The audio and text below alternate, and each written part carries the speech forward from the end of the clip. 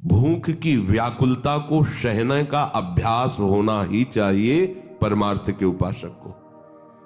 भले आपके पास सारी सुविधाएं हैं, पर आप इसका भी स्वाद लीजिए, क्षुधा का स्वाद लीजिए, भूख की व्याकुलता को सहना सीखिए।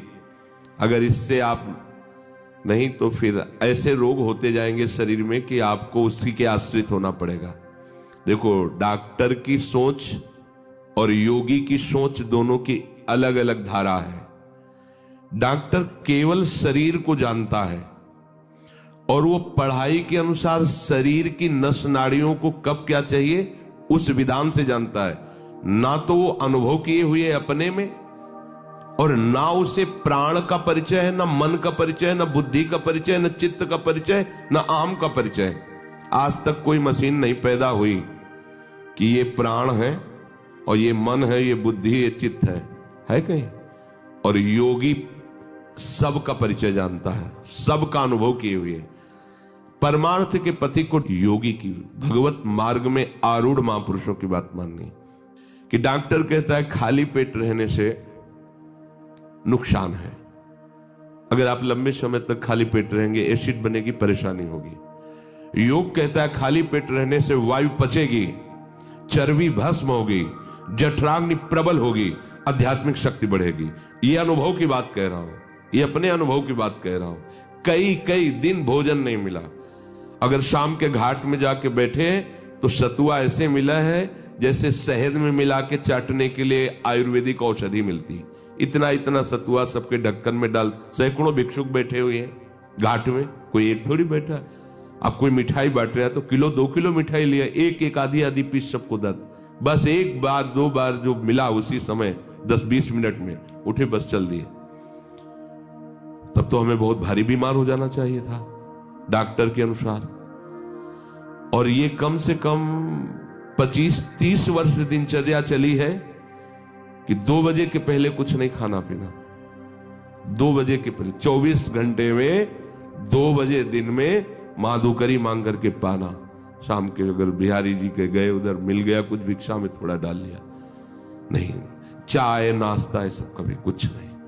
और कभी जुकाम नहीं हुआ, कभी बुखार नहीं हुआ, कभी परेशान नहीं हुई। अब ये रोग के कारण फिर प्रकृति का वार सहना असमर्थता के कारण असंभव हो गया। इसलिए सुविधाएं साधु को सुविधा नष्ट करती है। सीधे प्रकृति का वार सहने से निरंतर भजन होता है। भजन का अभ्यास न हो तो सुविधा भोगी भजन नहीं कर सकता, ध्यान रखना। उदर वेगम, भूख के वेग को सहने का अभ्यास होना चाहिए।